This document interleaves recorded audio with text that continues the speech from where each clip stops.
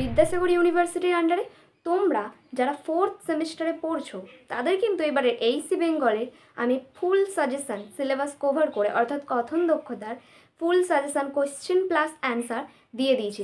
কিন্তু তোমাদের মধ্যে অনেকেরই সমস্যা হচ্ছে শর্টস কোয়েশ্চেন নেই, 2 নাম্বারের কোয়েশ্চেন। তাই আজকের ভিডিওটিতে আমি এমন কিছু শর্ট কোয়েশ্চেন বলে দেবো যেগুলো পরীক্ষাতে আসার চান্স অনেকটাই রয়েছে। আমি বলছি না, সিলেবাস বলছে, কেন কি আমি সিলেবাস কভার করেই 2 নাম্বারের সব শর্ট কোয়েশ্চেনগুলো তোমাদেরকে দিচ্ছি। তাহলে চলো আজকের ভিডিওটি শুরু করা যাক। তার আগে আমি অনন্যা আর তোমরা দেখছো লার্ন উইথ অনন্যা। ভিডিওগুলো যদি ভালো লাগে অবশ্যই লাইক অ্যান্ড শেয়ার করো তোমারই সেমের বাকি বন্ধুদের সাথে, আর অবশ্যই কিন্তু চ্যানেলটি সাবস্ক্রাইব করে নিও যাতে পরবর্তীকালে আরও অনেক এইরকম ইনফরমেটিভ ভিডিওস পাও। তোমাদের দেখো প্রথম টপিক সাক্ষাৎকার। এর প্রথম শর্ট কোশ্চেন, সাক্ষাৎকার কাকে বলে? সাক্ষাৎকার হলো প্রশ্নোত্তরের মাধ্যমে নির্দিষ্ট তথ্য, মতামত বা যোগ্যতা জানার প্রক্রিয়া। প্রশ্ন নাম্বার 2, সাক্ষাৎকারের প্রধান উদ্দেশ্য কী? তথ্য সংগ্রহ, ব্যক্তির যোগ্যতা যাচাই এবং মতামত জানা। 3 নম্বর প্রশ্ন, সাক্ষাৎকার নেওয়ার সময় কোন বিষয়টি প্রথমে দরকার? সঠিক প্রস্তুতি ও বিষয় সম্পর্কে পূর্বতথ্য সংগ্রহ। প্রশ্ন নাম্বার 4, সাক্ষাৎকারে ভদ্রতা কেন জরুরি? সাক্ষাৎকারদাতার প্রতি সম্মান দেখালে স্বতঃস্ফূর্ত উত্তর পাওয়া যায়। প্রশ্ন নাম্বার 5, সাক্ষাৎকার ও কথোপকথনের একটি পার্থক্য লেখো। সাক্ষাৎকার একটি সংগঠিত ও পরিকল্পিত হয়, আর কথোপকথন স্বতঃস্ফূর্ত হয়। প্রশ্ন নাম্বার 6, সাক্ষাৎকারের সময় প্রশ্ন কেমন হওয়া উচিত? সংক্ষিপ্ত, সহজ ও স্পষ্ট। প্রশ্ন নাম্বার 7, সাক্ষাৎকারের সময় ব্যবস্থাপনা কেন প্রয়োজন? অতি দীর্ঘ হলে মূল উদ্দেশ্য নষ্ট হয়ে যায়। প্রশ্ন নাম্বার 8, সাক্ষাৎকারে কতজন অংশগ্রহণ করে?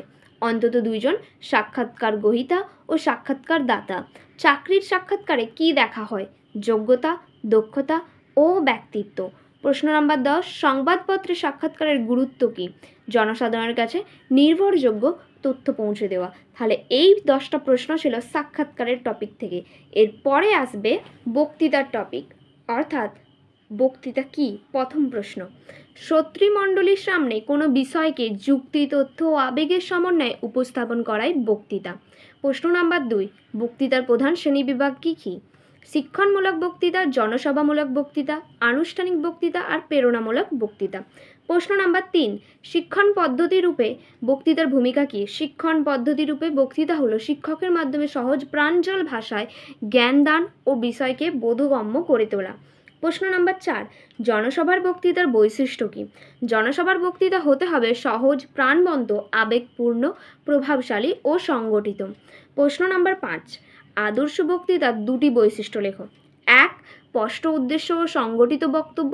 2, সহজ ভাষা ও যুক্তিসম্মত উপস্থাপন।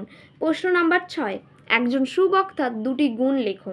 আত্মবিশ্বাস ও স্পষ্ট উচ্চারণ, আর উপস্থিত বুদ্ধি ও শ্রোতাদের বোঝার ক্ষমতা। বক্তৃতার উদ্দেশ্য কী? জ্ঞান দেওয়া, অনুপ্রাণিত করা, মতামত প্রকাশ করা ও শ্রোতাদের প্রভাবিত করা। প্রশ্ন নাম্বার 8, যেটি সবথেকে শেষ প্রশ্ন, একটি আদর্শ বক্তৃতায় কী কী থাকা উচিত? উত্তর, যুক্তি, তথ্য, আবেগ, সুন্দর ভাষা, দেহভঙ্গি ও সময়জ্ঞান। তাহলে এই ছিল বক্তৃতার টপিক থেকে 8টা প্রশ্ন। এরপরে আসবে বিতর্কের টপিক। এই টপিকের প্রথম প্রশ্ন, বিতর্ক কী? নির্দিষ্ট বিষয়ের পক্ষে বা বিপক্ষে যুক্তি, তথ্য ও প্রমাণের মাধ্যমে মত প্রকাশকে বিতর্ক বলা হয়। প্রশ্ন নাম্বার 2, বিতর্ক বক্তৃতার প্রস্তুতির ধাপ কতগুলো? বিষয় বোঝা, তথ্য সংগ্রহ, যুক্তিবিন্যাস, প্রতিপক্ষের জবাব প্রস্তুত, ভাষা ও ভঙ্গি নির্বাচন, সময় ব্যবস্থাপনা ও অনুশীলন। প্রশ্ন নাম্বার 3, বিতর্ক দক্ষতা অর্জনের জন্য কী কী গুণ প্রয়োজন? যুক্তি প্রদানের ক্ষমতা, দ্রুত চিন্তা, ভাষার দক্ষতা, আত্মবিশ্বাসী উপস্থাপনা, ভদ্রতা ও গবেষণার অভ্যাস। প্রশ্ন নাম্বার 4, আদর্শ বিতর্ক বক্তৃতার মূল বৈশিষ্ট্য কী? উত্তর, স্পষ্ট যুক্তি, প্রমাণ নির্ভর বক্তব্য, প্রভাবশালী ভাষা ও শ্রোতাদের আকর্ষণ করার ক্ষমতা। তাহলে এই ছিল বিতর্ক টপিকটির মোট 4টি প্রশ্ন। এই 4টি প্রশ্নই আশা করি শর্টসে পড়লে হয়ে যাবে। বাকি তোমরা কিন্তু ব্রড কোয়েশ্চেনগুলো দেখে নিও, আমি ডেসক্রিপশানে কিন্তু ওই ভিডিওটির লিঙ্কটা দিয়ে দেবো। এরপরে তোমরা দেখতে পাচ্ছ যে শেষ টপিক আবৃত্তির। আবৃত্তি কাকে বলে? কবিতার ছন্দ, ভাব বা আবেগকে যথাযথ উচ্চারণ ও স্বরক্ষেপণের মাধ্যমে শ্রোতার কাছে প্রকাশ করায় আবৃত্তি।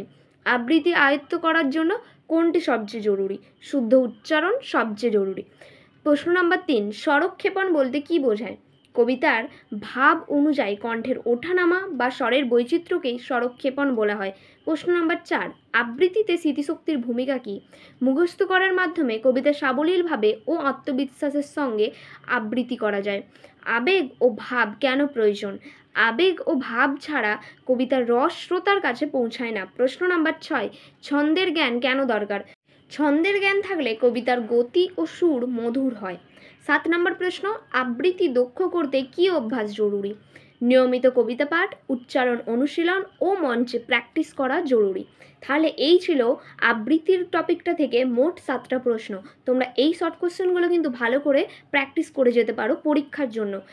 এই কথন দক্ষতা থেকে যে ব্রড কোশ্চেনগুলো আসতে পারে সেইটার ভিডিওর লিঙ্কটা আমি ডেসক্রিপশানে দিয়ে দেবো, তোমরা অবশ্যই গিয়ে দেখে আসবে।